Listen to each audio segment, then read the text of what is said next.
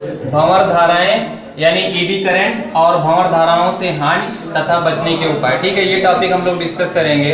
अब इसमें है क्या चीज, जैसे भंवर धाराएं क्या है, तो आपको उसके लिए हम जो है थोड़ा सा ये बताते हैं। जैसे आपने फैराडे के नियम में पढ़ा है कि जब किसी परिपथ से बद्ध चुंबकीय फ्लक्स में परिवर्तन होता है तो परिपथ में एक प्रेरित धारा उत्पन्न हो जाती है। सेम चीज ये हर जगह पे होता है। जहाँ पे फ्लक्स परिवर्तन हुआ उस परिपथ से बद्ध चुंबकीय फ्लक्स में यदि परिवर्तन हो रहा है तो वहां पर प्रेरित धारा या प्रेरित विद्युत वाहक बल आपका उत्पन्न हो जाता है। ठीक है, तो वही कहीं ना कहीं उसी को यहाँ पर भी किया जा रहा है। अब इसमें क्या है, मान लीजिए कहीं पर आपका परिवर्तित चुंबकीय क्षेत्र है। परिवर्तित चुंबकीय क्षेत्र का मतलब क्या है, लगातार चुंबकीय क्षेत्र आपका बदल रहा है ना। पहले कुछ और चुंबकीय क्षेत्र का परिमाण था, फिर और कुछ हो गया, ऐसे लगातार चुंबकीय क्षेत्र का परिमाण बदल रहा है, उसी को कहेंगे परिवर्तित चुंबकीय क्षेत्र। अब मान लीजिए आपके पास कोई परिवर्तित चुंबकीय क्षेत्र है और उसमें जो है आप किसी लोहे के टुकड़े को क्या करवा रहे हो, या कोई पटलित आपका इस प्रकार कोई प्लेट है उसको आप गति करवा रहे हो, है ठीक है, या आपका जो है उसको आप गति करवा रहे हो। मतलब दो चीजें हैं, मैंने लास्ट टाइम में आपको बताया था, या तो चुंबकीय क्षेत्र बदलना चाहिए और या तो आपके पास चुंबक जो है वो गति करना चाहिए, और या तो आपके पास जो ये चादर है उसको आप आगे पीछे करके इसी को गति करवाओ, मतलब चालक को ही गति करवाओ। तो कई तरह से फ्लक्स परिवर्तन आप कर सकते हो।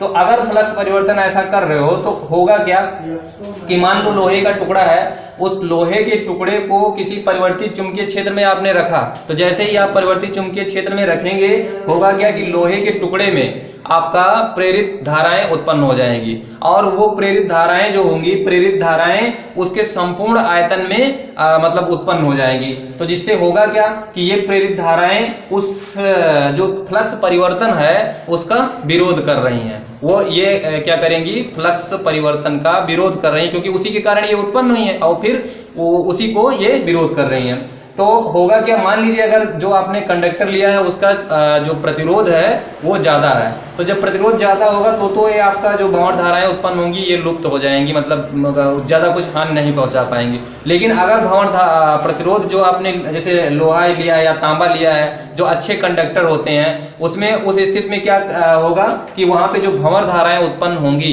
भंवर धाराएं भी हम ना कहें कि जो प्रेरित धाराएं उत्पन्न होंगी वो आपकी उस जो आपके पास कुंडली है उसको काफी हार्ड कर सकती हैं, मतलब गर्म कर सकती हैं, क्योंकि ये उस कारण का विरोध कर रही होंगी है जिससे फ्लक्स परिवर्तन हो रहा है। ठीक है, तो इससे क्या होती हैं, ये गर्म हो जाती हैं। अब यहाँ पर जो आपकी विद्युत ऊर्जा जो आप मतलब फ्लक्स परिवर्तन है वो उसका इससे क्या होता है, ऊर्जा की ढेर सारी यहाँ पे हानि होती है। अब ये तो मैंने आपको ऐसे बता दिया था कि बाहर एक कोई बाह्य चुंबकीय क्षेत्र लगाया है और जिसमें आपने एक प्लेट रखी है, इसको आप गति करवा रहे हो तो उसके संपूर्ण आयतन में प्रेरित धाराएं उत्पन्न हो जाएंगी। ये प्रेरित धाराएं, लेकिन यही प्रेरित धाराएं जो है कुछ जगहों पर आपको बहुत नुकसान पहुंचाती है। जैसे ट्रांसफार्मर है या आपका जनरेटर वगैरह होता है, उसमें जो डायनेमो होता है, ठीक है, और या आर्मेचर, ट्रांसफार्मर की आर्मेचर की कुंडली जो होती है, तो उसमें जो आपका क्रोड होता है, मतलब जो एक ध्रुव खंडों के बीच में एक लोहे की क्रोड होती है ना,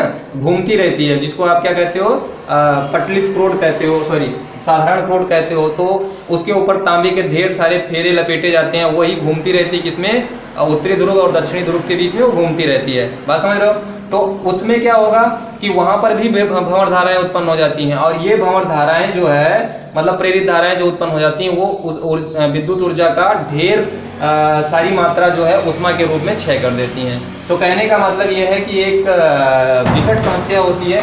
अब इसको हम भंवर धारा कैसे कहते हैं, तो जो प्रेरित धाराएं उसमें उत्पन्न हुई, किसमें उत्पन्न हुई, जो आपके पास लोहे का टुकड़ा है उसी प्रेरित धाराओं की जो प्रकृति होती है कि जो जल धाराएं होती हैं, जल धाराएं आपने देखा होगा, जब कभी पानी जो ऐसे चक्कर गोल गोल घूमता है तो वो धाराएं उत्पन्न होती है वहां पर। तो इस वाली धारा की प्रकृति भी कुछ उसी तरह से होती है, ऐसे गोल गोल घूमने की प्रकृति होती है। तो इसी के कारण इसको जो है क्या कहते हैं, भंवर धारा कहते हैं। बात समझ रहे हो?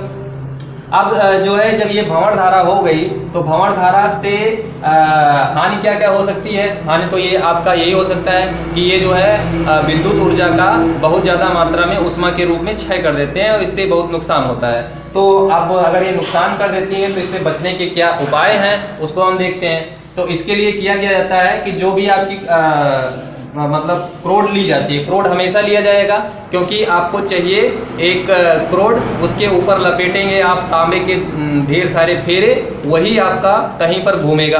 तो जो क्रोड होती है, चाहे आपका जनरेटर में है, चाहे आपका मोटर में है, मतलब हर जगह जहां पर आप ले रहे हो क्रोड ले रहे हो, कि उस क्रोड को जो है एक ही धातु का ऐसे नहीं लिया जाता, मतलब एक टुकड़ा नहीं लिया जाता है, समझ रहे हो ना। क्रोड को क्या किया जाता है, एक टुकड़ा ना लेकर के उसको उसी क्रोड को बनाया जाता है, किससे, ऐसे पतली पतली पत्तियों को रख करके। जैसे इतना मोटा ये है तो इतना मोटा ही बनाया जाएगा, इतना ही मोटा, लेकिन उसको ये नहीं कि एक लोहे का पूरा टुकड़ा ले लिए इतना मोटा और वैसे रख दिए, ऐसे नहीं करेंगे। क्या करेंगे, उस लोहे के टुकड़े को पतले पतले जो है पट्टियों के रूप में उतना मोटा बनाएंगे, जिससे होगा क्या, अगर ये संपूर्ण एक ही टुकड़ा रहता तो इसमें क्या होगा कि बड़ी बड़ी भंवर धाराएं इसमें उत्पन्न होंगी। देख रहे हो, बड़ी बड़ी भंवर धाराएं इसमें उत्पन्न होंगी, जिससे ये इस क्रोड को बहुत ज्यादा गर्म करके विद्युत ऊर्जा का बहुत ज्यादा हानि करेंगे, बहुत ज्यादा नुकसान करेंगे। अब यहाँ पर अब आइए, जब तो यहाँ पर क्या होता है कि जब ये पतली पतली प्लेटों को एक के ऊपर ऐसे एक वार्निश होता है, उसी से चिपका करके एक के ऊपर ऐसे रख करके इतना मोटा ऐसे बना लिया जाता है। बनता यही है, लेकिन अंतर सिर्फ इतना होता है कि इसमें एक ही लोहा होता है, इसमें लोहे की कई सारी पट्टियां एक के ऊपर ऐसे रख के बनाया जाता है। तो अब फायदा क्या होगा कि जब इसमें आपका जो भंवर धारा उत्पन्न होती है, क्योंकि ये पट्टियां जो है ये पतली पतली होती हैं, तो इससे आपका एक एक भंवर धाराएं सभी में उत्पन्न होता है, मतलब होता है उत्पन्न, इसमें भी भंवर धाराएं उत्पन्न होती हैं, लेकिन सभी में अलग अलग होती हैं। और इससे क्या होता है कि इनका जो पथ होता है, मतलब गमन का पथ होता है, ये वाला आप ये कह सकते हो, ये वाला जो पथ होता है ये काफी लंबा हो जाता है। तो आप जानते हो कि जब भी लंबाई बढ़ती है तो आपका प्रतिरोध क्या हो जाता है, बढ़ जाता है, प्रतिरोध बढ़ जाता है ना, क्योंकि प्रतिरोध जो होता है लंबाई के अनुक्रमानुपाती होता है। इससे यहाँ पर इनका प्रतिरोध बढ़ जाता है, और प्रतिरोध बढ़ने से मैंने शुरुआत में ही आपको बताया कि जब प्रतिरोध बढ़ जाएगा तो भंवर धाराएं क्षीण हो जाती हैं। यानी अगर इस तरह से बनाया जाता है तो ये खत्म नहीं होता है, अब भी ऊष्मा के रूप में यहाँ पर विद्युत ऊर्जा का क्षय होता है, लेकिन काफी हद तक इसकी अपेक्षा काफी हद तक कम हो जाता है। बस समझ आए भैया।